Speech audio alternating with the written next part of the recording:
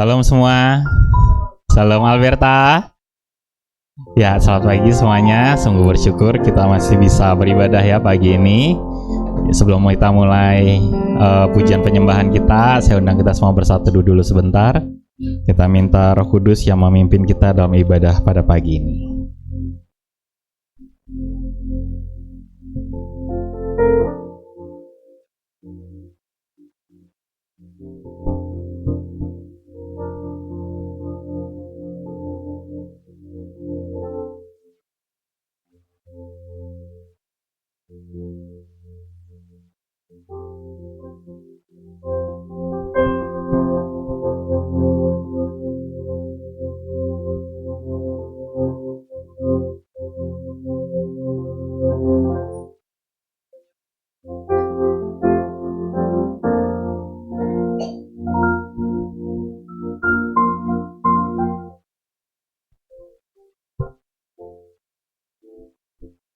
Terima kasih Tuhan Yesus untuk pagi ini. Terima kasih kami masih diberi kesempatan sekali lagi untuk bisa beribadah pagi ini. Kami masih bisa datang di Alberta bertemu dengan saudara-saudari kami seiman di tempat ini.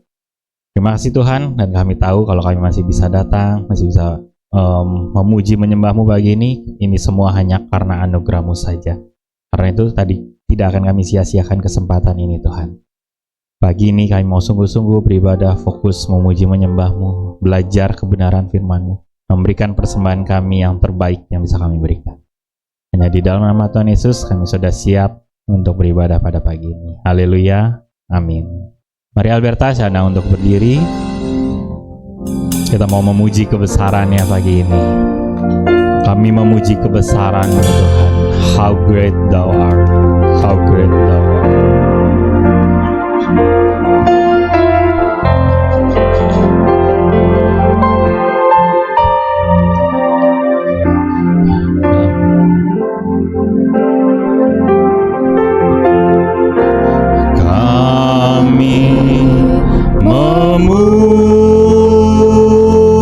Memuji kebesaran-Mu, ajaib Tuhan, ajaib Tuhan. Kami memuji kebesaran-Mu, ajaib Tuhan, ajaib Tuhan. Kami memuji kebesaran-Mu, kami memuji kebesaran-Mu,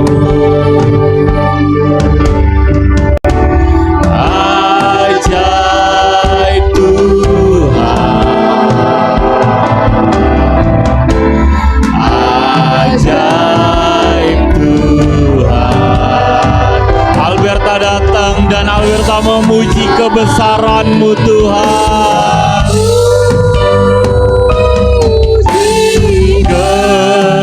Kebesaran-Mu, ajaib Tuhan, ajaib Tuhan. Then sings my soul, then sings my soul, my Savior God. Oh, how great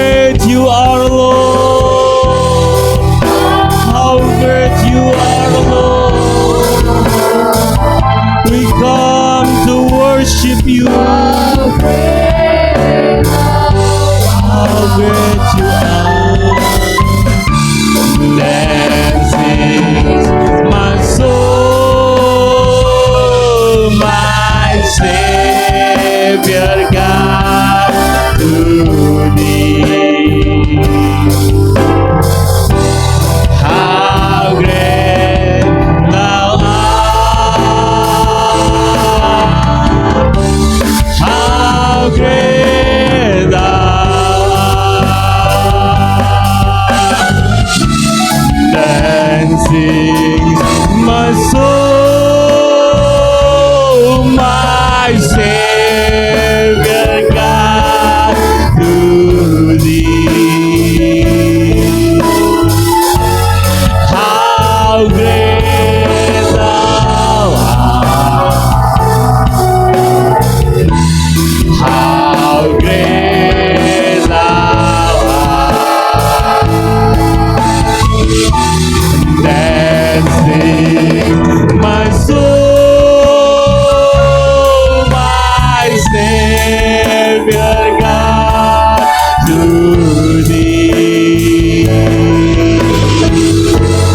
How great thou art, how great thou art, how great thou art, how great thou art. Oh, how great you are, Lord, how great you are. Terima kasih Tuhan, terima kasih. Kau Allah yang besar, Kau Allah yang kuasa, Kau yang pencipta semesta ini. Tapi Kau juga mau hadir dalam kehidupan kami. Kau mau mengangkat kami menjadi anak-Mu. Kau mau menebus kami. Kau mau mencuci kami dari lumpur dosa. Kau yang mau membasuh kami. Kau mau menyucikan kami. Terima kasih Tuhan, terima kasih. Kami tahu anugerah-Mu yang besar itu. Kami sudah dengar ceritanya. Kami alami dalam hidup kami. Dan kami mau terus syukuri dalam hidup kami. Salah satunya lewat ibadah kami pagi ini Tuhan. Hanya di dalam nama Tuhan Yesus kami siap untuk terus memuji, menyembah Tuhan pada pagi ini. Haleluya, amin. Berikan sekali lagi tepuk tangan paling meriah buat Tuhan kita. Selamat pagi Alberta. Ya, sebelum kita lanjut pujian kita, berikan dulu salam dan senyummu buat saudara-saudarimu.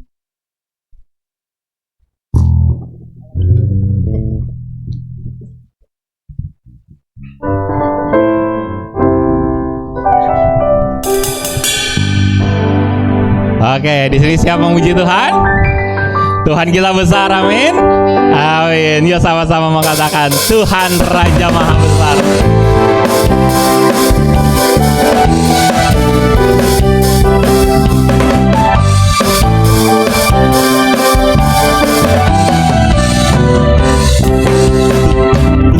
Raja Maha Besar, mari datang menyembah Dia. Sekali lagi Tuhan, Tuhan Raja Maha Besar, mari datang menyembah Dia. Karena Dia yang mencipta semua ini, mencipta dunia ini. Dia membentuk gunung-gunung, kehadirannya datanglah, nyanyi bersyukur padanya. Dengan bersuka bernyanyilah, Dia batu keselamatan, puji Dia Tuhan Raja Maha Besar, amin. Yang bersuka cita sama-sama katakan Tuhan Raja Maha Besar, mari datang menyembah Dia. Lagi-lagi Alberta, Tuhan Raja Maha Besar, amin. Mari datang menyembah Dia. Dia pencipta dunia ini, Dia membentuk gunung-gunung,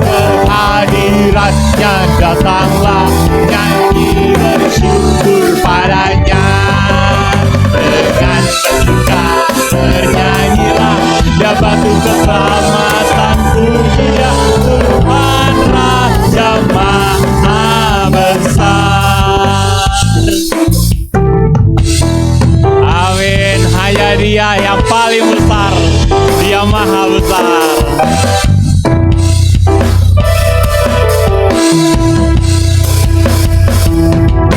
Dia pencipta dunia ini. Dia membentuk gunung-gunung.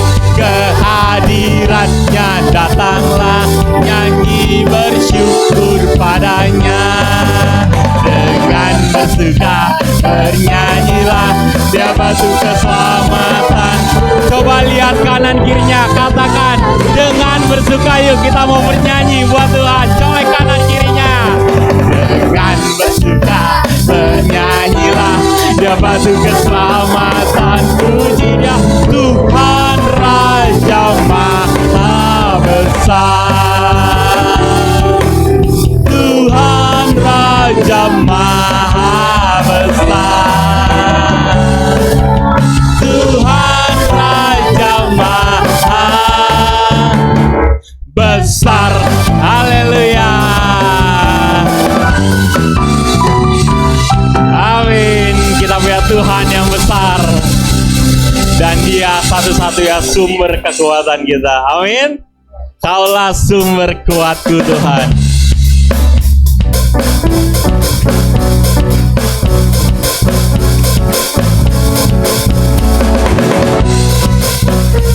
Meskipun musuh di depan kami tahu kami punya Tuhan sumber kekuatan kami.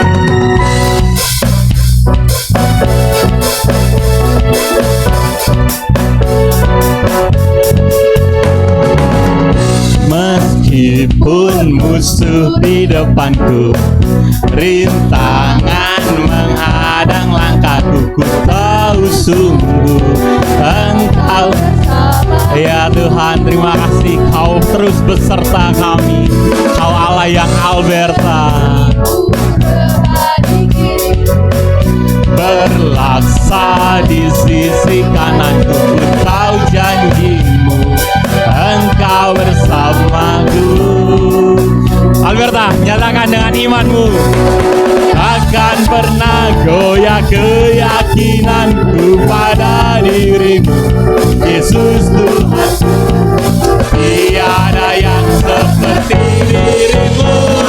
Kaulah kuatku, kebanggaanku, gunung batu dan keselamatanku.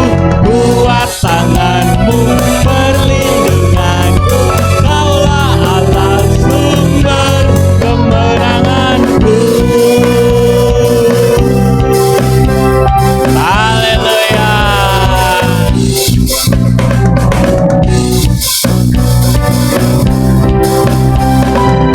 Sama-sama lagi katakan, meskipun musuh di depan kita.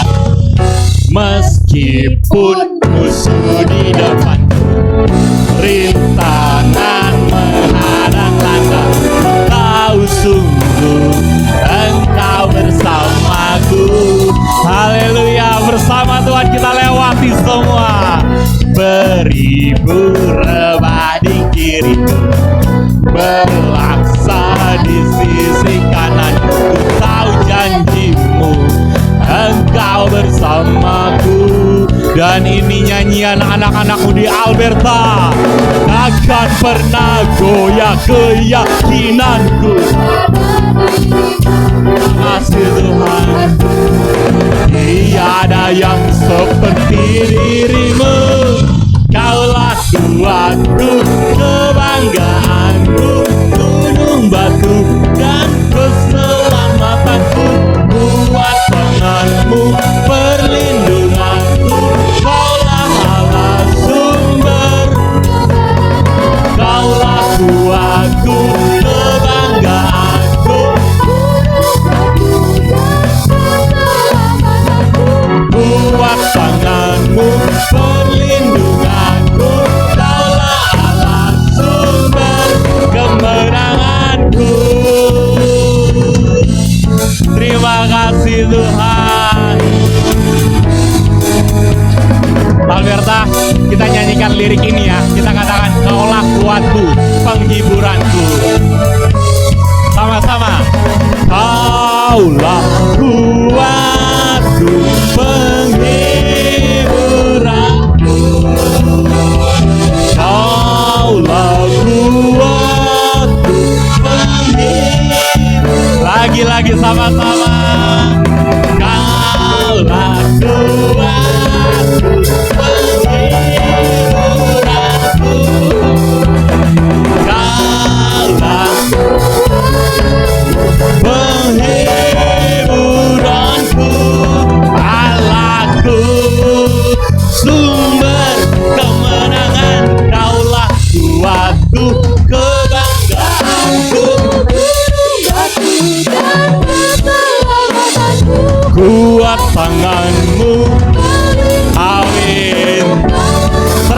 Alberta, sekali lagi nyanyikan. Kaulah kuatku, kebanggaanku, gunung batu dan keselamatanku, kuat tanganmu, perlindunganku, sumber kemenanganku,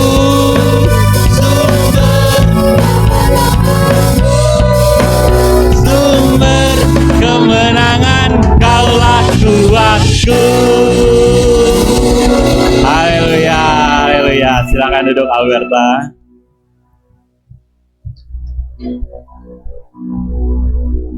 Amin. Hanya Tuhan sumber kekuatan kita. Dia satu-satunya sumber kekuatan kita. Dan mari kita mau siapkan hati kita di hadapan Tuhan yang besar, di hadapan Tuhan pencipta langit bumi, di hadapan Tuhan yang akan berfirman pagi ini kepada setiap kita. Kita mau siapkan hati kita mau belajar sama-sama kebenaran firman-Nya, dan biarlah itu bisa mengubah hidup kita menjadi lebih sempurna lagi dari hari ke hari. Siapkan hatimu Alberta, siap untuk dibentuk pagi ini.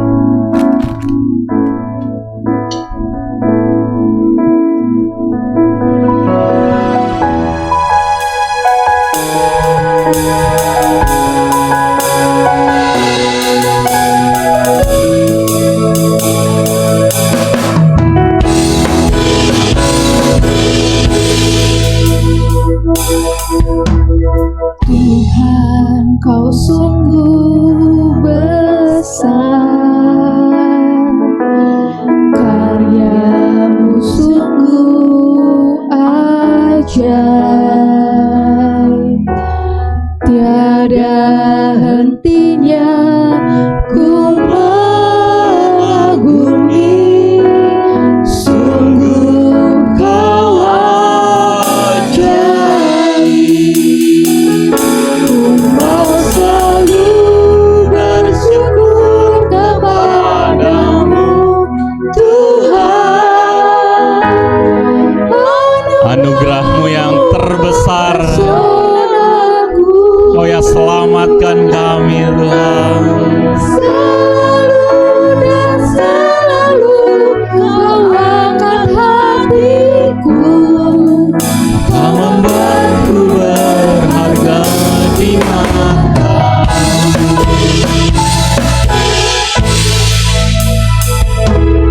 Tuhan, Kau sungguh besar, karya-Mu sungguh ajaib, tiada hentinya ku mengagumi,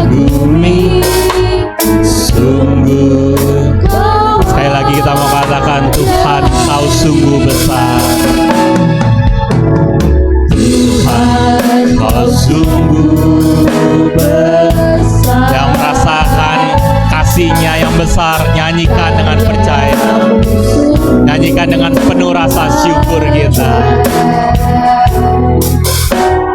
Tiada hentinya ku mengagumi, sungguh. Alberta, saya undang untuk kembali berdiri. Kita mau katakan, ku mau selalu bersyukur kepadamu, Tuhan. Anugerah-Mu mempesonaku, selalu dan selalu Kau anggap hatiku, Kau membuatku berharga di mata-Mu. Alberta mau selalu bersyukur kepadamu Tuhan. Oh, terima kasih Tuhan untuk kasih-Mu, kesetiaan-Mu, kebaikan-Mu, kemurahan-Mu.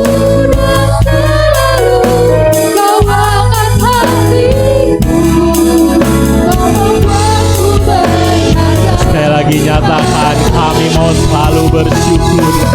Ku mau selalu bersyukur kepadamu Tuhan. Anugerah-Mu mempesona,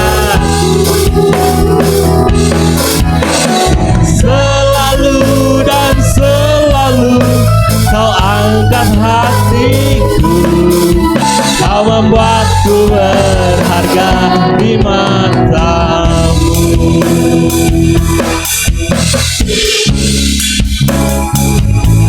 Kami berharga di mata-Mu Tuhan. Terima kasih Tuhan, Kau yang angkat kami. Dengan anugerah-Mu Kau selamatkan kami. Katakan Alberta, ku berharga di mata-Mu Tuhan. Anugerah-Mu cukup bagiku. Ku berharga di mata-Mu Tuhan. Anugerah-Mu cukup bagiku. Sekali lagi nyatakan, ku berharga di mata-Mu Tuhan. Terima kasih Tuhan untuk anugerah-Mu.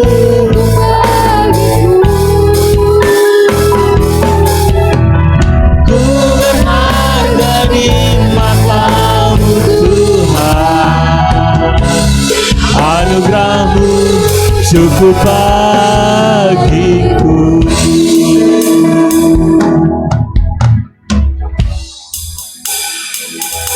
Ku mau selalu bersyukur kepadamu Tuhan. Anugerah-Mu mempesonaku, selalu dan selalu Kau angkat hatiku. Kau membuatku berharga di mata-Mu. Ku mau selalu bersyukur kepadamu Tuhan. Anugerah-Mu mempesonaku, Selalu dan selalu Kau angkat hatiku. Kau membuatku berharga di mata-Mu.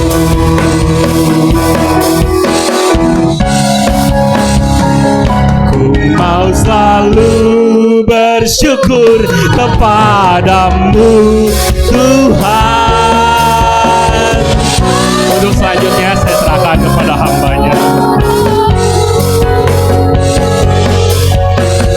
Selalu dan selalu Kau angkat hatiku.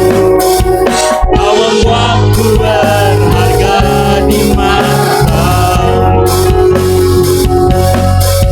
Kau membuatku berharga di mata-Mu. Kau membuatku berharga di mata-Mu. Di mata-Mu.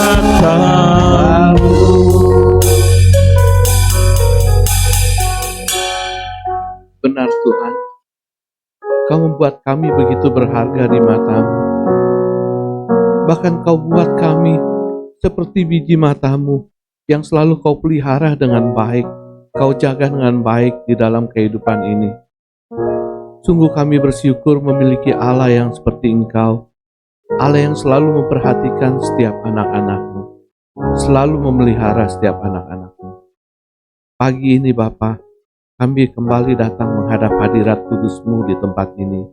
Kami bersama-sama ingin beribadah kepadamu. Terima kasih untuk setiap pujian penyembahan yang boleh kami naikkan kepadamu. Kami percaya apa yang telah kami lakukan ini telah berkenan di hati Tuhan. Dan saatnya kami akan belajar tentang kebenaran firman-Mu. Kami akan belajar dan mau mendengarkan setiap nasihat-nasihat-Mu. Bahkan teguran-teguran-Mu atas segala kesalahan di kehidupan kami. Kami mohon kepada Allah Roh Kudus, kiranya Allah Roh Kudus berkenan untuk berkuasa sepenuhnya di tempat ini, berkuasa sepenuhnya atas segala hati dan pikiran kami semua. Bahkan Allah Roh Kudus yang akan memberkati kami dengan kebenaran firman-Mu. Dan Allah Roh Kudus juga yang akan mengurapi hamba-Mu ini, supaya hanya kebenaran isi hati Tuhan saja yang boleh disampaikan di pagi ini. Terima kasih ya Bapa. Di dalam nama Yesus kami meteraikan doa ini. Mari kita yang percaya boleh katakan bersama, amin. Shalom semuanya. Apa kabarnya hari ini? Luar biasa ya. Gak berasa kita udah di minggu kedua bulan November ya. Udah mau di penghujung akhir tahun lagi sebentar lagi. Sehari ketemu sehari, sebulan ketemu sebulan, tahu-taunya udah 1 tahun lagi. Saudara, seperti biasa bulan-bulan lalu sepanjang tahun ini kita akan membahas belajar tentang kebenaran firman Tuhan sesuai dengan bimbingan dari Sinode Gereja Bethel Indonesia. Untuk minggu kedua bulan November ini, Gereja Bethel Indonesia memberikan kita sebuah tema berjudul pemimpin yang memberdayakan. Kepemimpinan yang memperdayakan. Kita buka dulu yuk dari Nats Pembimbing Keluaran 18 ayat 17 sampai 22. Nats pembimbingnya dari Keluaran 18 ayat 17 sampai 24. 17 sampai 24. Kita akan baca secara bergantian ya. Saya baca yang ganjil, saudara baca yang genap. Perikop ini berjudul pengangkatan hakim-hakim. Ayat 17 mengatakan seperti ini firman Tuhan. Tetapi mertua Musa menjawabnya, tidak baik seperti yang kau lakukan itu. Silakan.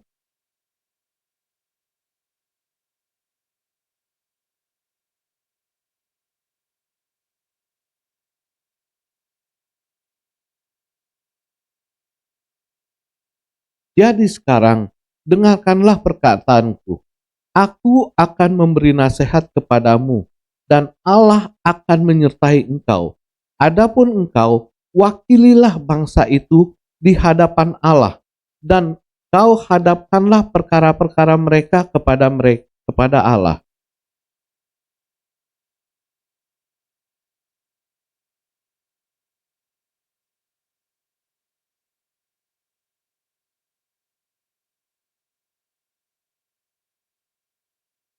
Di samping itu, kau carilah dari seluruh bangsa itu orang-orang yang cakap dan takut akan Allah, orang-orang yang dapat dipercaya dan yang benci kepada pengejaran suap.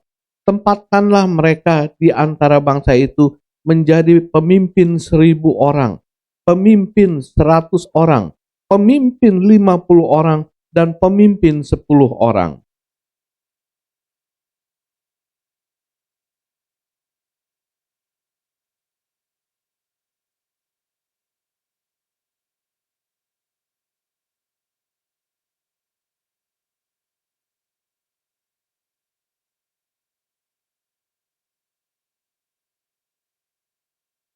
Jika engkau berbuat demikian dan Allah memerintahkan hal itu kepadamu, maka engkau akan sanggup menahannya dan seluruh bangsa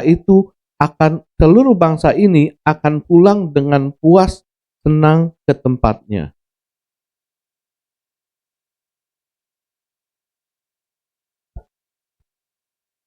Amin.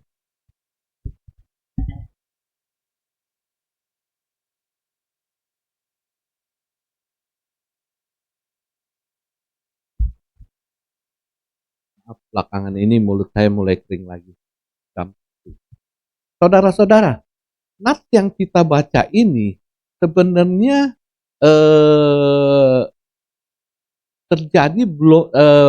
terjadi beberapa waktu setelah bangsa Israel ini keluar dari Mesir dan melewati Laut Tebrau.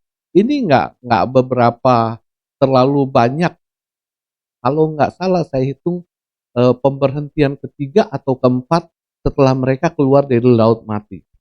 Waktu mereka keluar dari Laut Mati, pemberhentian pertama itu bangsa Israel itu kalau nggak salah berhenti di Mara. Di Mara semua saudara-saudara pasti tahu ya. Di situ bangsa Israel berhenti di Mara. Di Mara tuh ada semacam seperti mata air.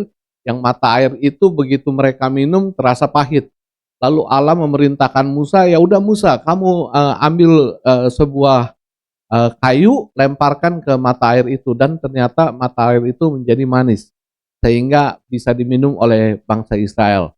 Setelah bangsa Israel tinggal di Mara beberapa waktu, lalu jalan lagi. Dari Mara itu kalau nggak salah bangsa Israel berhenti di Elim. Berhenti di Elim. Di Elim ini bangsa Israel berkemah, di situ ada 70 pohon korma dan 12 mata air. Jadi dengan 70 pohon korma dan 12 mata air itu bangsa Israel cukup untuk menghidupkan bangsa mereka berkemah di situ. Dari Elim, kalau nggak salah bangsa Israel sempat berkemah di padang gurun Sin. Nah, di padang gurun Sin ini terjadi peristiwa mana dan burung puyuh yang Tuhan kirimkan. Nah, dari padang gurun Sin ini itu mereka pergi lagi dituntun Tuhan menuju ke tempat yang namanya Refidim. Nama Refidim. Di tempat Refidim inilah bangsa Israel pertama kali bertemu dan berperang dengan bangsa Amalek. Bangsa Amalek dulu saya pernah sampaikan di sini itu bangsa yang jahat, yang bengis, yang kejam sekali dan Tuhan sangat nggak suka. Ini bangsa Amalek ini bangsa yang nomaden, bangsa yang nggak punya tempat tinggal yang tetap. Jadi bangsa Amalek ini kehidupannya itu dia serang satu suku umpamanya satu bangsa lain gitu. Setelah dia serang, dia hancurkan, dia bunuh, dia habisin, udah itu hartanya semua dia jarah. Setelah dia jarah, dia pergi lagi ke bangsa lain lagi untuk melakukan hal yang sama. Nah, waktu di bangsa Israel ini berkemah di Refidim ini, bangsa Israel bangsa Amalek ini menyerang bangsa Israel. Menyerang bangsa Israel sehingga membuat Musa memerintahkan Yosua untuk menghadapi bangsa Amalek ini. Dan Musa sendiri dia akan naik ke bukit untuk memberkati di sana bersama Harun dan Hur. Setiap kali Musa dia angkat tangan, dia memberkati bangsanya sendiri, itu bangsa Israel jadi kuat, jadi hebat.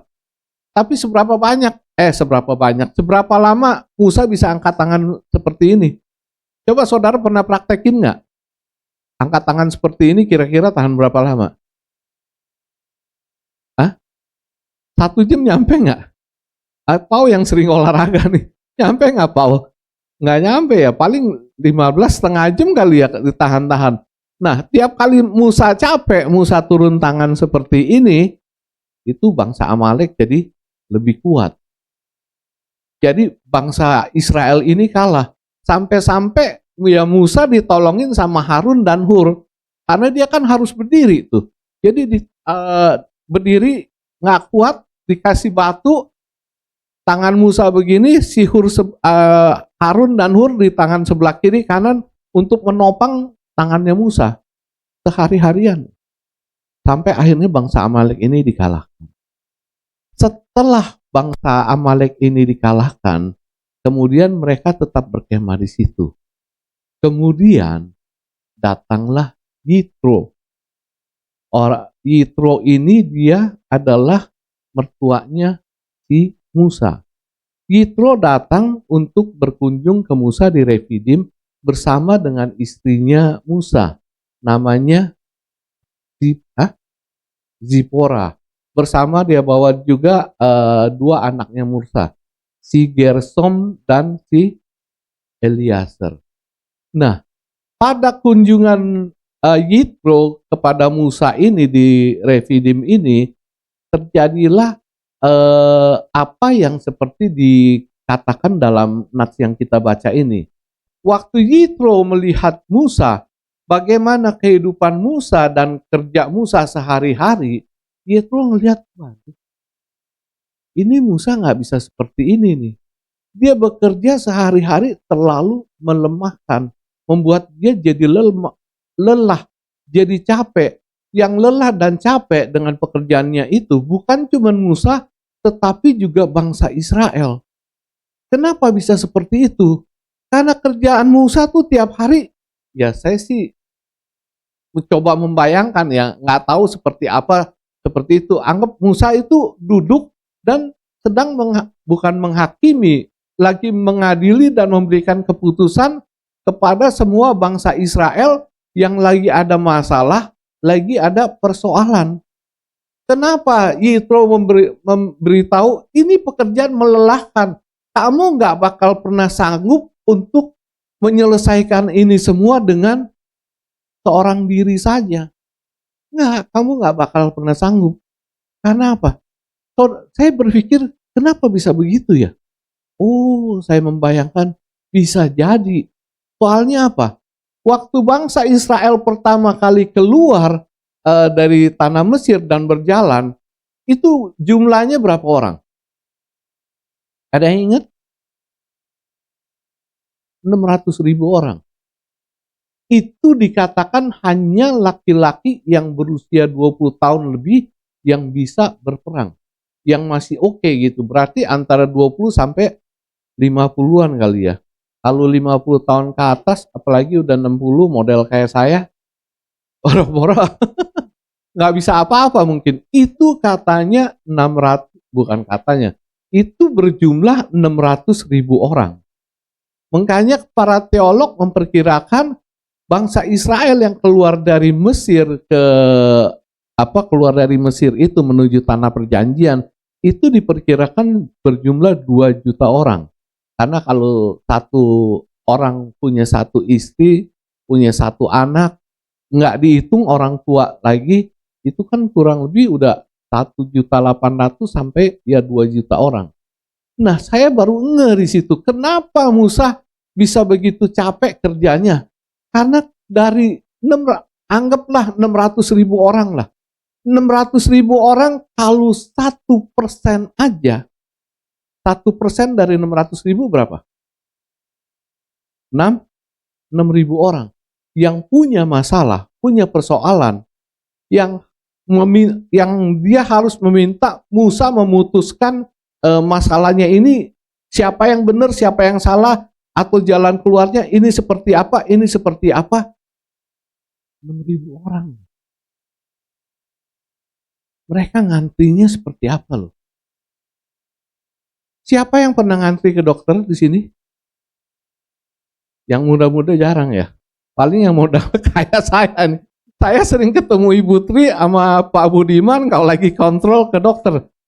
Bu Tri yang Pak Budiman biasa nunggu berapa lama?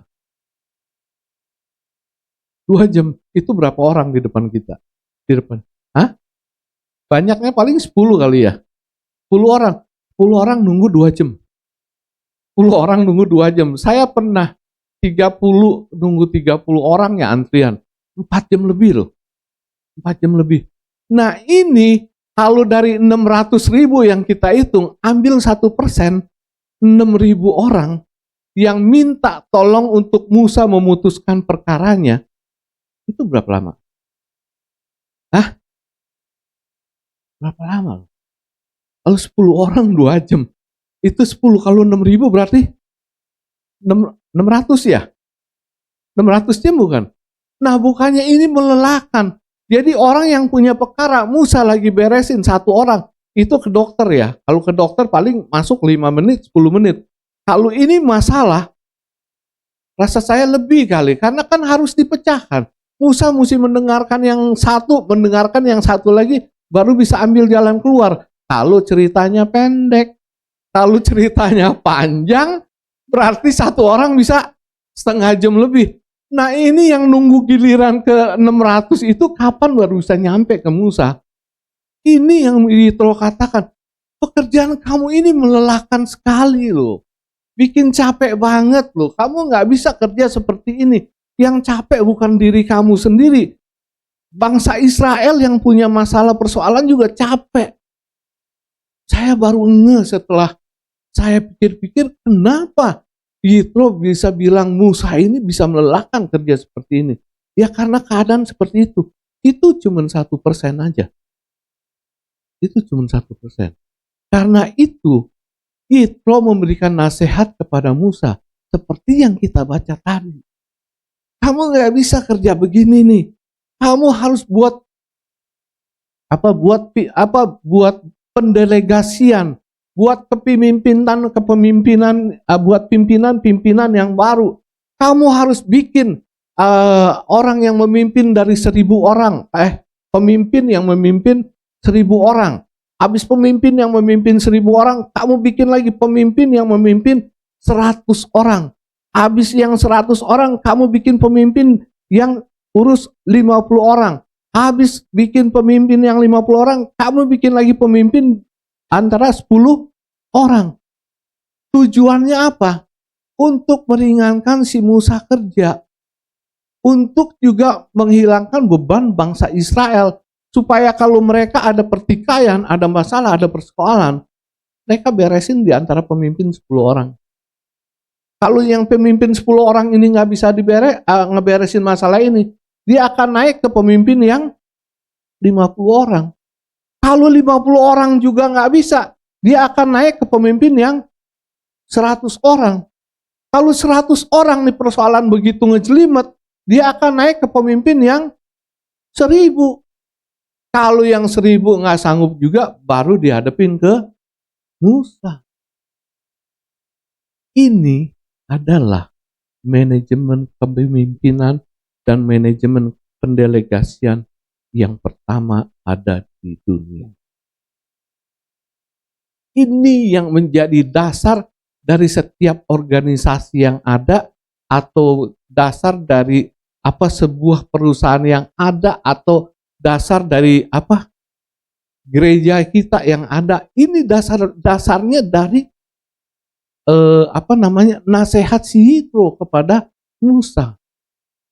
Bank-bank gede, bank-bank perusahaan-perusahaan besar itu pun memakai sistem seperti ini. Ini yang awalnya, dan ini diakui oleh dunia. Ini yang diakui oleh dunia.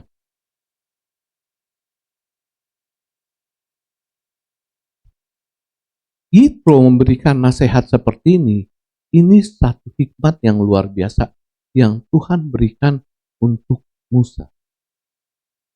Nah, sekarang kita akan coba lihat dan coba bahas tentang nasihat tentang kepemimpinan yang baik yang Yitro berikan kepada Musa ini. Kita akan lihat, pemimpin yang baik itu pemimpin yang seperti apa sih yang Yitro maksudkan? Yang nomor 1, saudara, pemimpin yang baik itu adalah pemimpin yang mau mendengarkan pendapat orang lain. Dasarnya dari mana? Kita lihat dasar dari pembicaraan Yitro kepada Musa. Kita lihat di dalam ayat 17 sampai 19. Lalu kita loncat ke ayat 24. Saya bacakan supaya lebih enak dengannya.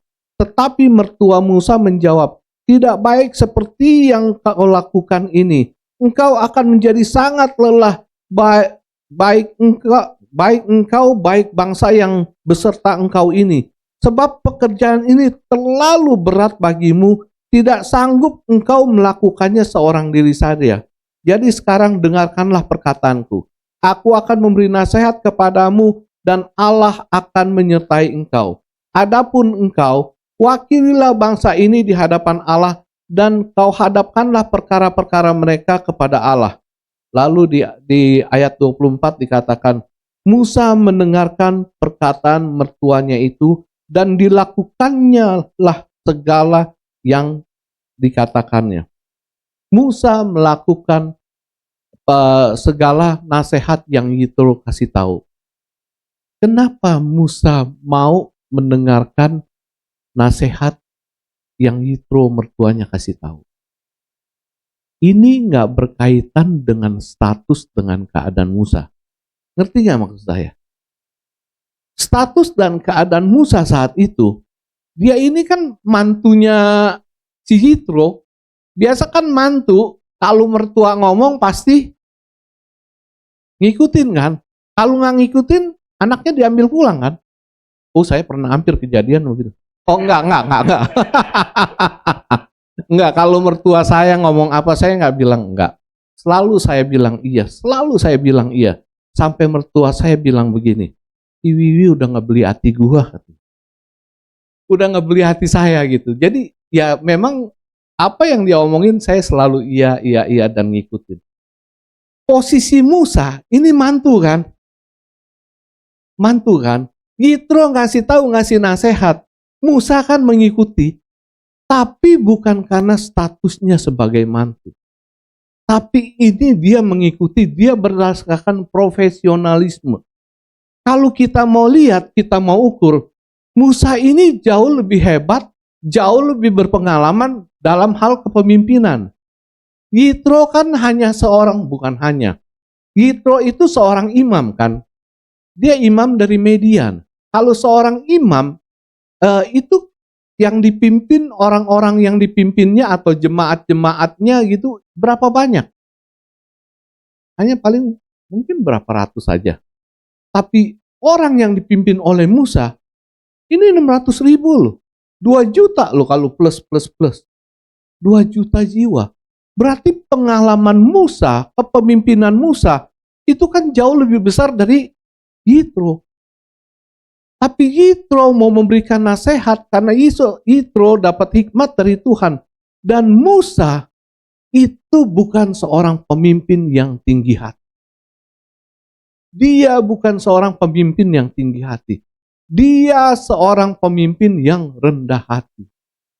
Orang kalau yang rendah hati, sekalipun dia jadi pimpinan yang sangat tinggi, orang lain ngomong apa dia mau dengar. Dia mau dengar pendapat orang seperti apa. Kalau dia tinggi hati, lu tahu apa sih? Lu baru pimpin 100 orang, gue udah pimpin 600.000 orang. Lu bisa apa sih? Pengetahuan lu setahu apa? Ini orang tinggi hati selalu begini. Merasa dirinya lebih pintar, merasa dirinya lebih hebat. Tapi kalau orang yang rendah hati, sekalipun istilahnya dia mimpin begitu banyak orang, begitu hebat, begitu kaya, orang lain ngomong apa, kasih pendapat apa, dia pasti akan dengar. Ini bedanya. Musa itu terkenal dengan orang yang rendah hati. Benar-benar rendah hati. Sampai Musa bisa menenangkan hati Tuhan. Ketika bangsa Israel itu terlalu kelewatan sama Tuhan dalam perjalanan menuju Kanaan. Sampai Tuhan bilang, aku hendak memusnahkan bangsa Israel ini. Tuhan bilang, Musa bilang menenangkan itu, jangan Tuhan. Jangan. Orang yang rendah hati ini seperti ini. Pemimpin yang rendah hati ini seperti ini. Kita kan sering lihat kan. Kalau ada orang kaya, bos gede, konglomerat. Itu seringkali nggak mandang tuh. Orang-orang yang biasa. Atau di bawahnya dia ngomong apa. Nggak mandang. Lu tahu apa sih? Lu anak kemarin sore. Bahkan terkadang ada hamba Tuhan yang ada hamba Tuhan yang saya pernah ketemu itu. Dia udah jadi seorang gembala, dia udah jadi orang pintar. Orang lain ngomong apa? Oh, udah gembalain begini banyak, begini gede. Lu tahu apa sih? Nah, bukan pemimpin yang seperti ini yang Tuhan mau. Tuhan mau pemimpin punya rendah. Dia mau dengar setiap nasihat yang. Pemimpin yang rendah hati pasti punya pikiran. Di atas gunung ada gunung. Di atas langit ada langit lagi. Di atas awan itu pasti ada awan lagi. Setiap manusia punya kemampuan yang berbeda-beda. Setiap manusia punya pengalaman yang berbeda-beda. Ini loh. Jadi belum tentu kalau saya seorang pimpinan, anggaplah saya hebat nih. Saya jago nih, pikiran saya banyak lebih pintar dari dia. Belum tentu apa yang dia ungkapin ini pernah kepikiran sama saya. Sama seperti Musa. Musa pun begitu. Mertuanya ngomong begini-begini, dia dengar. Bukan statusnya sebagai mantu, tapi statusnya sebagai pemimpin yang rendah hati, yang dia mau mendengarkan setiap pendapat orang lain. Ini pemimpin yang luar biasa. Saya ingat dulu, saya baru keingetan tadi waktu baca-baca di mobil. Dulu pernah ada zaman dulu kan pabrik tuh nggak semodern sekarang, mesin tuh nggak sebaik sekarang. Jadi ada satu pabrik sabun itu punya penyakit, punya kelemahan. Mesinnya itu terkadang dia kan prek, udah otomatis jalan keluar udah dalam bentuk sabun batangan yang kayak apa Lifebuoy ya, yang dibungkus sama apa karton kan, kayak dulu zaman dulu. Itu tinggal keluar dari mesin dan dia jalan masuk ke kotak, masuk ke kotak. Nah ini toko banyak komplain, bilangnya ini pabrik curang nih. Soalnya satu box umpamanya isi 48 batang sabun yang di kotak, itu suka ada 2-3 yang kosong. Jadi nipu gue nih pakai 2-3 kotak kosong gitu. Jadi kotak sabun segini masuk dalam 48 biji, ada 2 kotak, ada 3 kotak, bahkan ada 6 kotak yang kosong. Padahal itu kan keluar dari apa mesinnya langsung. Nah, ini manajer pabrik ini, wah bos, ini mau nggak mau udah nggak ada obatnya, mesti ganti mesin. Ada yang bilang mau nggak mau nggak ada obatnya, mesti ganti yang section ini, yang urusannya jutaan semua. Ini nggak kepikiran sama orang-orang atas. Tapi ada anak buahnya yang tukang ngepek, dia punya pikiran lain. Waktu bosnya datang kunjung lihat-lihat, dia bilang gimana kita ngakalinya supaya kita jangan sampai ada kardus kosong masuk ke apa kotak besarnya gitu. Si anak buahnya bilang gampang, modalin aja 200.000. Maksudnya gimana? Bos kasih kipas angin aja. Kipas angin. Maksudnya gimana? Itu kan kayak ban berjalan begitu. Nah waktu kotak sabun ini keluar, dia kan satu. Kalau dia ada isinya pasti berat. Kalau nggak ada isinya pasti enteng. Bos kasih aja kipas angin berdiriin di sini yang gedean dikit, suruh dia tiup. Kalau yang kosong pasti dia mental kebuang. Pinter nih. Padahal dia tukang packing. Tukang packing bisa punya pendapat seperti ini. Manajernya nggak pernah bisa kepikiran seperti itu. Untung ini bos orang yang mau mendengar pendapat orang lain, mau bertanya. Jadi dia nggak perlu keluar jutaan, nggak perlu keluar MM-an ganti mesin. Sama dalam kepemimpinan pun begitu. Saya sebagai pemimpin, terkadang anak buah saya tuh sering kasih tahu begini. Dan kalau yang dia kasih tahu terkadang suka nggak pikiran sama saya. Nah, sama dengan Yitro dan Musa. Musa itu mau mendengarkan apa yang Yitro nasihatkan tentang kepemimpinan yang baik, tentang pendelegasian ini. Karena itu Musa melakukannya. Sehingga apa? Musa jadi jauh lebih ringan dan bangsa Israel pun jadi jauh lebih ringan dalam penantian. Ini salah satu contoh pemimpin yang baik menurut Yitro. Maaf saudara, masih belum siapin tempat ya. Taruh di sini. Langsung begitu nggak usah buka-buka lagi.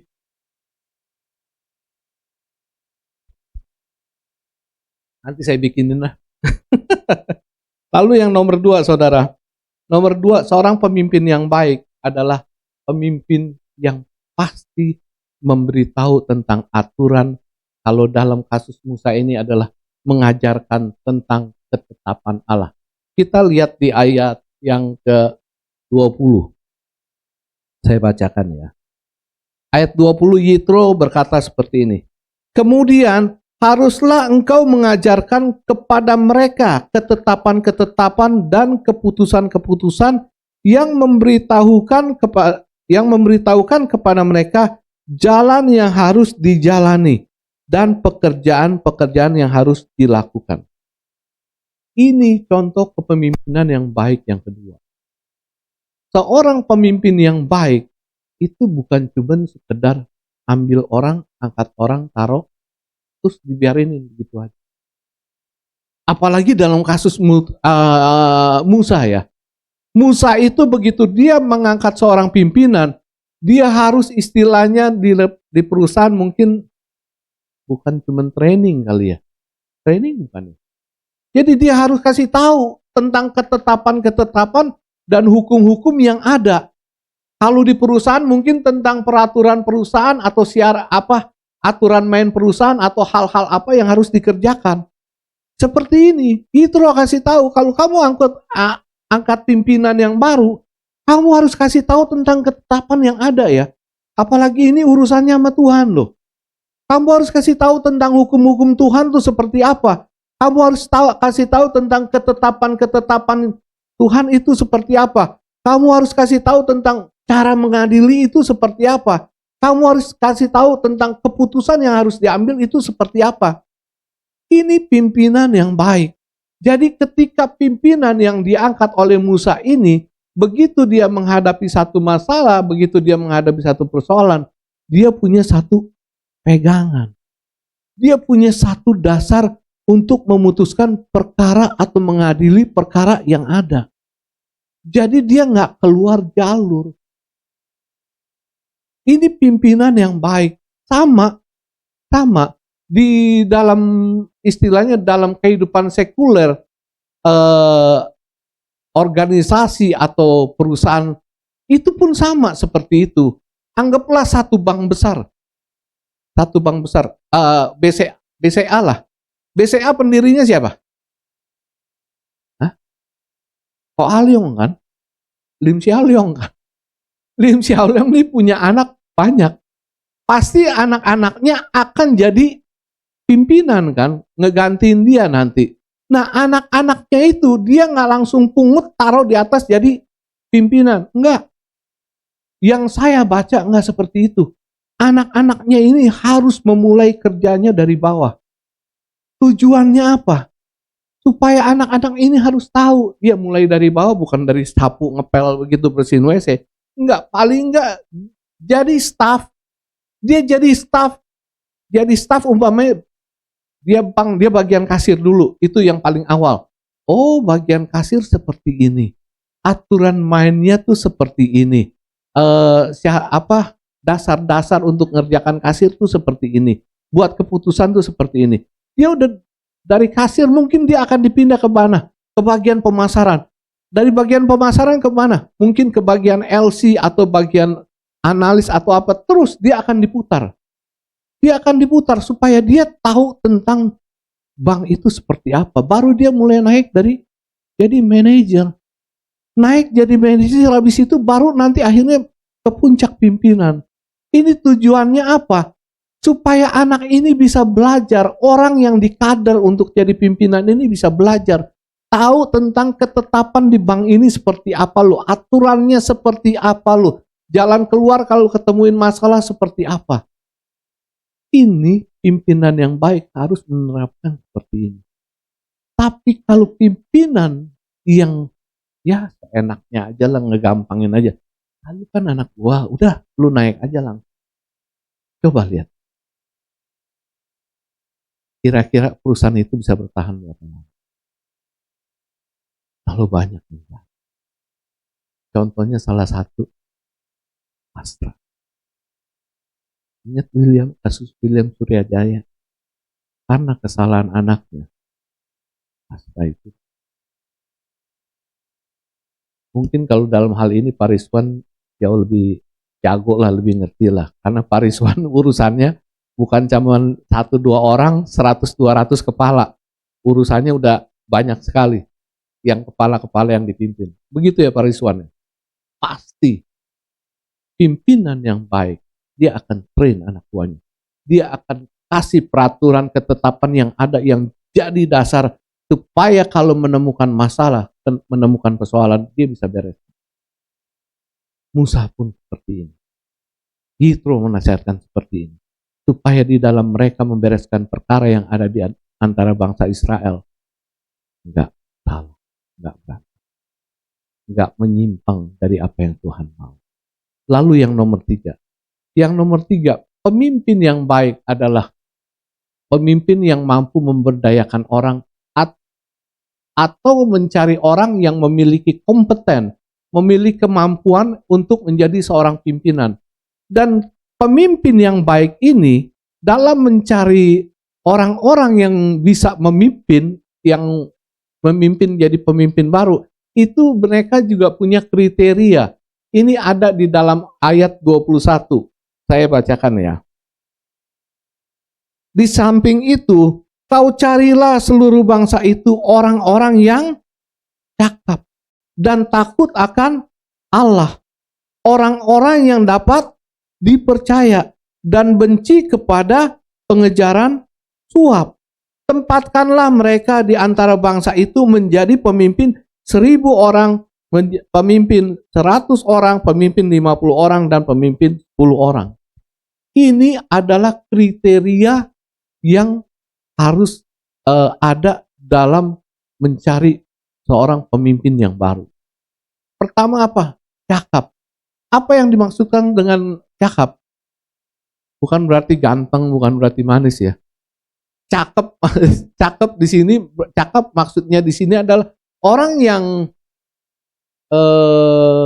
punya inisiatif, dia orang yang berkompetensi, yang kira-kira kita lihat, oh ini mampu nih.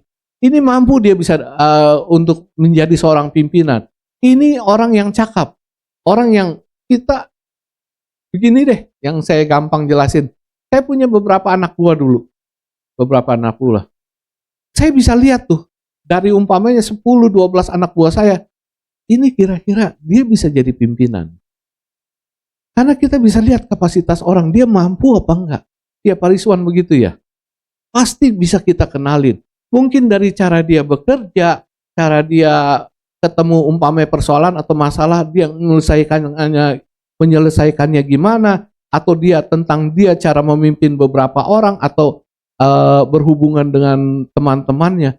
Dari situ aja kita bisa lihat, dia punya kapasitas jadi seorang pemimpin. Itu yang baru kita ambil. Kita ini, itu bukan baru cuma satu, itu yang namanya cakap. Lalu yang nomor 2 adalah, repot.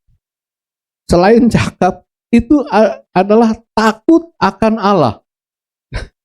Dalam posisi kasus Musa seperti ini hal kedua ini, takut akan Allah, itu jadi sesuatu yang mutlak sekali.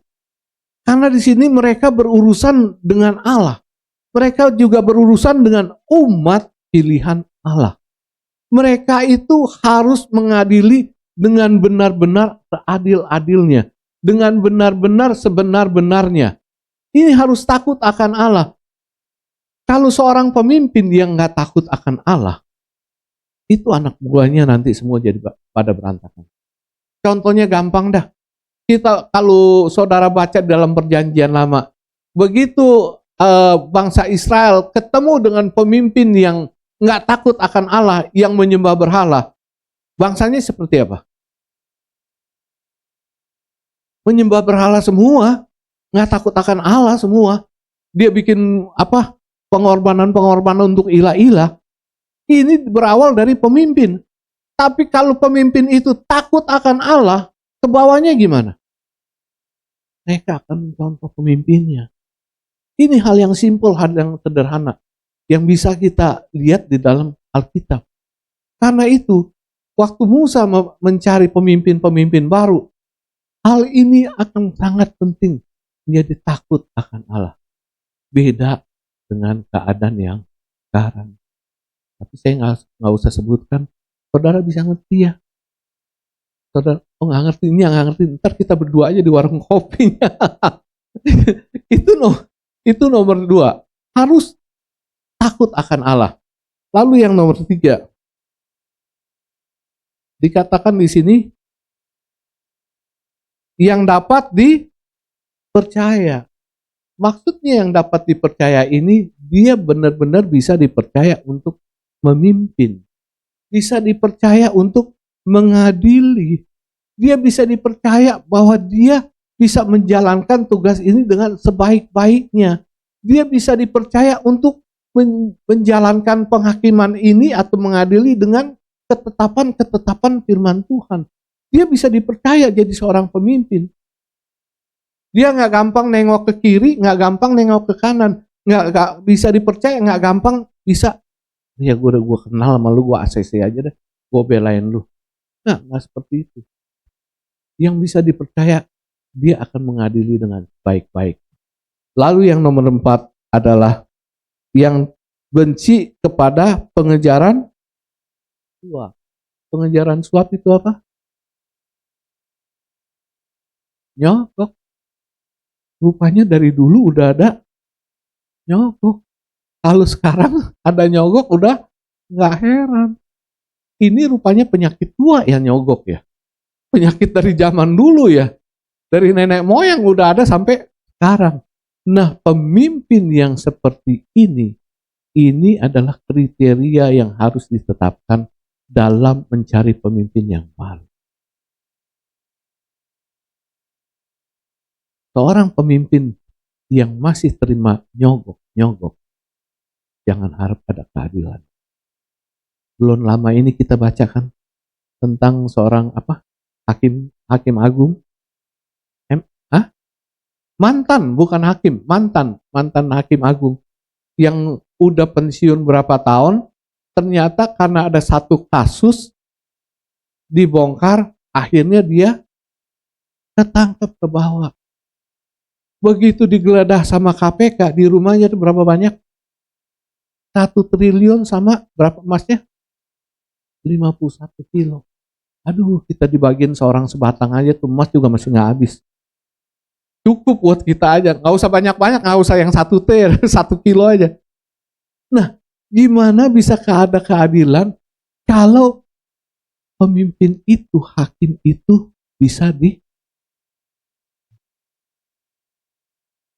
ini kriteria yang menjadi untuk dalam mencari seorang pemimpin yang baru. Kita belajar tentang bagaimana menjadi seorang pemimpin yang baik. Kita nggak tahu, setiap dari kita suatu waktu pasti akan menjadi seorang pemimpin. Walaupun nggak menjadi pemimpin yang hebat-hebat seperti BCA, paling nggak mungkin bisa jadi seperti Pak Rizwan atau seperti Pak Sugi, atau paling nggak menjadi pemimpin rumah tangga ya ibu-ibu ya. Pimpin rumah tangga juga nggak gampang. Ya kalau mengadili anak yang berantem, bukan karena kita lebih sayang sama anak yang nomor 3, nah anak nomor 2 bener, enggak, lu tetap salah. Enggak seperti itu. Inilah contoh pimpinan yang baik. Ya, bisa kita mengerti dan mau belajar dari Yitro. Amin ya, amin. Tuhan memberkati. Yuk kita berdoa.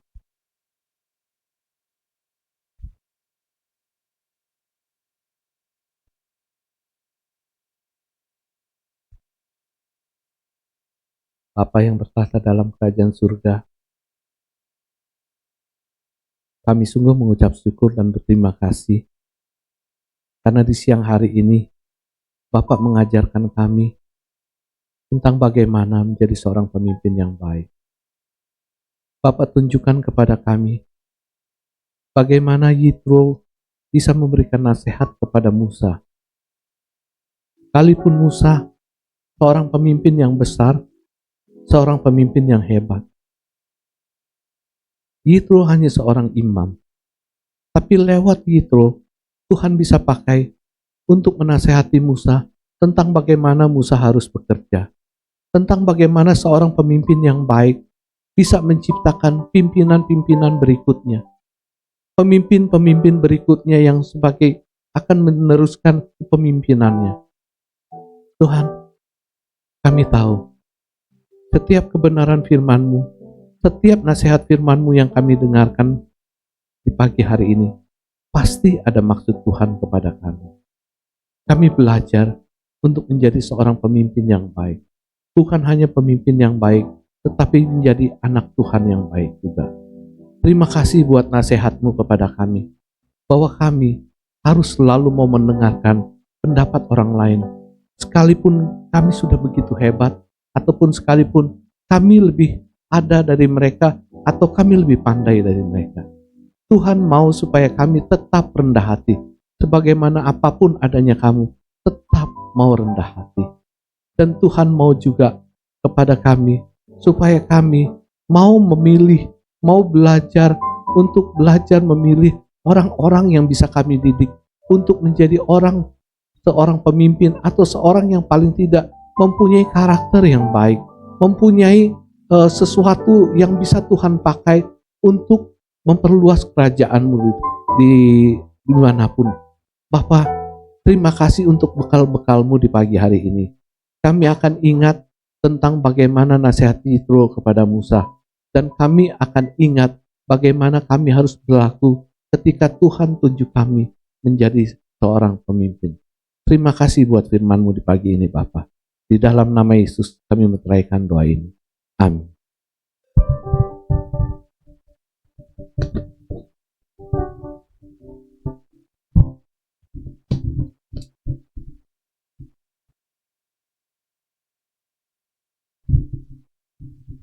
Puji Tuhan, saya yakin kita semua diberkati pagi ini oleh firman Tuhan. Dan saya atas nama Ibu Gembala dan seluruh jemaat mengucapkan terima kasih untuk pelayanan Wiwi. Tuhan Yesus memberkati. Sekarang tiba saatnya untuk kita berikan persembahan kita. Kepada yang bertugas saya undang untuk maju.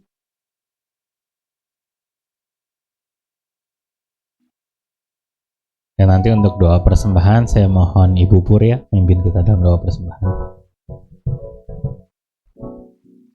Mari bersatu dalam doa. Bapa di dalam kerajaan surga, terima kasih Tuhan untuk kesempatan yang Tuhan berikan. Kami boleh dilayakkan untuk memuji menyembah-Mu, terlebih Tuhan mendengar sebagian dari kebenaran firman-Mu.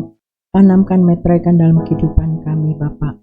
Sebentar kami akan berikan persembahan. Kami mengucap syukur Tuhan untuk berkat yang begitu banyak yang Tuhan berikan buat kami. Ajar kami untuk memberi dengan hati yang tulus dan penuh sukacita. Karena itu yang Tuhan kehendaki dalam kehidupan kami. Biar setiap persembahan yang ada Tuhan boleh berguna bagi hormat dan kemuliaan nama-Mu. Mencukupkan segala dana operasional GBI Alberta. Berkati kedua hamba-Mu Tuhan yang melayani kolektan pada pagi hari ini dengan berkat yang khusus. Jadi dalam nama Yesus kami berdoa dan mengucap syukur. Haleluya. Amin. Amin. Persembahan dijalankan dan saya akan bacakan pengumuman. Bapak Ibu bisa simak di layar.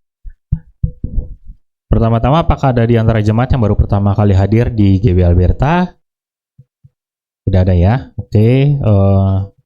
Keluarga besar GBI Alberta mengucapkan terima kasih kepada PDM Wiwi Kartaelia yang telah menyampaikan firman Tuhan dalam kebaktian umum hari ini.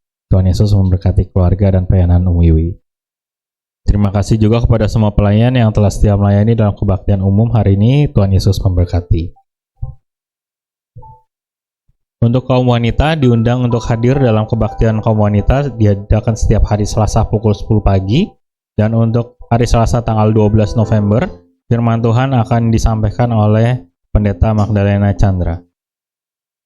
Mari berdoa bersama dalam benteng doa GBI Alberta setiap Jumat pukul 10 pagi. Ini terbuka untuk umum, jadi kita bisa mengajak keluarga, tetangga, teman untuk bisa saling menguatkan melalui doa-doa kita. Kaum muda diajak untuk hadir setiap Sabtu sore pukul 18 dalam kebaktian EYT, dan hari Sabtu ini tanggal 16 November dilayani oleh Pendeta Carmelia. Seluruh jemaat diundang untuk kembali hadir dalam kebaktian umum minggu depan tanggal 17 November pukul 8 pagi. Firman Tuhan akan disampaikan oleh Ibu Heni Wirawan.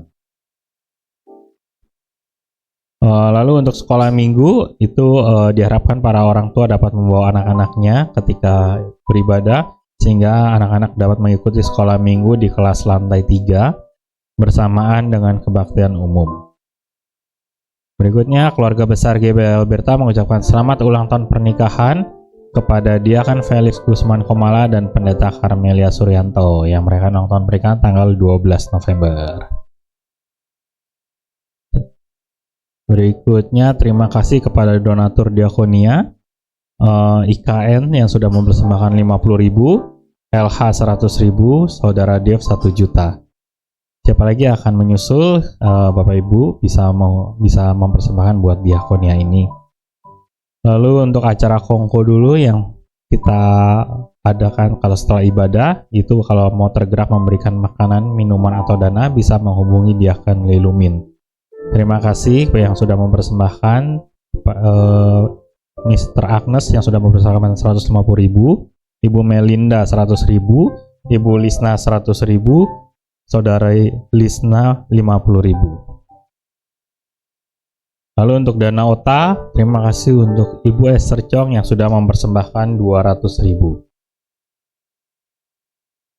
Jemaat bisa mendapatkan lembar janji iman pada Diaken Rita agar kita semua bisa berperan serta dalam mendukung dana Natal kita. Dana yang dibutuhkan lebih kurang 15 juta rupiah.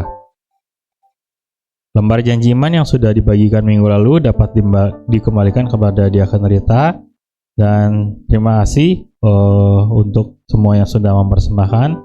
Chandra Fems 100.000, Ibu Tri Harliani 100.000, Saudari Febria Gulo 100.000, Saudara Alif 200.000, Ibu Melinda 300.000, Ibu Lisna Siagian 400.000, Saudara Dev Matthew 2 juta, Saudari Abigail Jenis Aurelia 1,5 juta, dan dari Janjiman BPG ada 3 juta. Jumlah yang sudah terkumpul 17.350.000. Puji Tuhan ya, kalau dari total ini sudah tercukupi untuk dana Natal kita. Lalu untuk terima kasih juga ya Saudara Dev Matthew yang sudah mempersembahkan dana Natal buat KW 2 juta dan untuk dana Natal EYT 1 juta.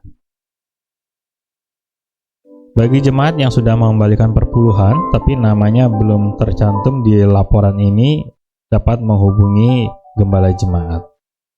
Jangan lupa juga tetap satukan hati berdoa bagi gereja kita dan bangsa kita setiap malam pukul 9. Dimanapun kita berada, mari luangkan waktu berdoa sejenak agar pemulihan terjadi bagi gereja kita dan juga buat bangsa kita. Juga jangan bosan-bosan untuk ngajak keluarga, saudara, atau tetangga kita buat beribadah bersama di tempat ini.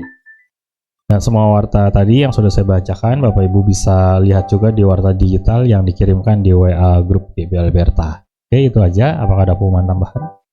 Tidak ada. Saya undang Alberta kembali berdiri.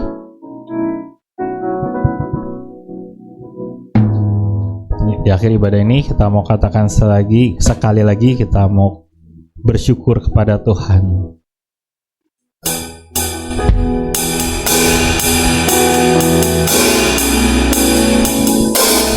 Mau selalu bersyukur kepadamu Tuhan, anugerah-Mu mempesonaku.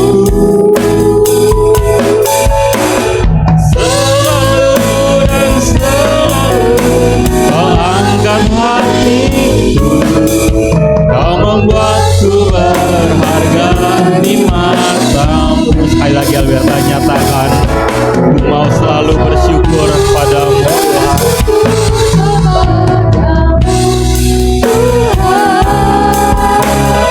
Anugerah-Mu mempesonaku. Selalu dan selalu Kau angkat hatiku, Kau membuatku berharga di matamu.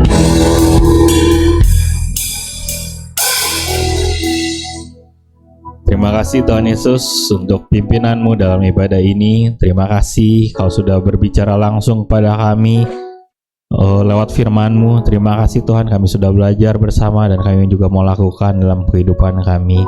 Terima kasih Tuhan untuk para pemimpin yang Tuhan tempatkan dalam hidup kami, yang sudah membentuk kami.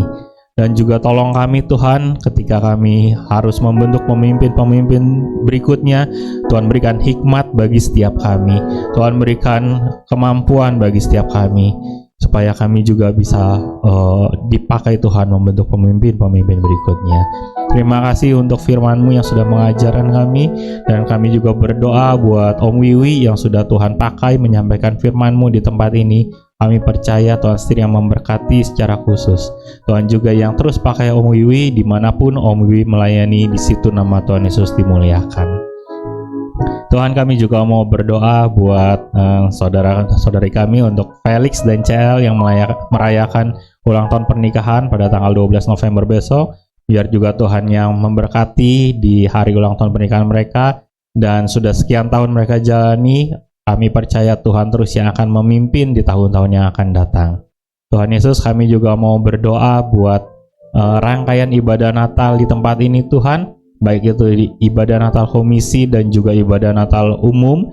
Tuhan yang pimpin untuk setiap orang-orang yang mengurusnya, untuk setiap para pengurus, untuk setiap para pelayan Tuhan juga. Tuhan yang persiapkan kami semua bisa menyiapkan diri kami menyambut Natal tahun ini, sehingga Natal ini pun juga tidak berlalu sia-sia, tapi kami tahu apa yang ingin Tuhan sampaikan secara khusus buat masing-masing setiap kami di tempat ini. Terima kasih Tuhan Yesus. Kami juga bersyukur untuk dana Natal yang secara total sudah terpenuhi. Kami percaya ini semua hanya karena anugerah Tuhan saja. Terima kasih juga Tuhan. Dan sekali terakhir kami juga mau berdoa buat semua anak-anak-Mu yang beribadah pada hari ini, baik di Indonesia ataupun di luar, baik di tempat yang lebih kecil ataupun besar, baik di tempat yang lebih nyaman ataupun lebih nggak enak. Kami percaya Tuhan tetap hadir, Tuhan tetap memberkati, Tuhan tetap berbicara, Tuhan tetap datang memberkati setiap semua anak-anak-Mu yang datang beribadah. Terima kasih Tuhan Yesus, kami naikkan setiap doa ini hanya di dalam nama Tuhan Yesus. Dan untuk doa berkat nanti akan disampaikan. Biarlah ini yang menjadi doa kami ya Tuhan. Semoga kasih kami semakin melimpah dalam pengetahuan yang benar dan dalam segala macam pengertian, sehingga kami dapat memilih apa yang baik, supaya kami suci dan tidak bercacat menjelang hari Kristus, penuh dengan buah kebenaran dikerjakan oleh Yesus Kristus untuk memuliakan dan memuji Allah. Mari Bapak Ibu Saudara, angkatlah kedua tangan kita dan persiapkan hati kita untuk menerima berkat Tuhan.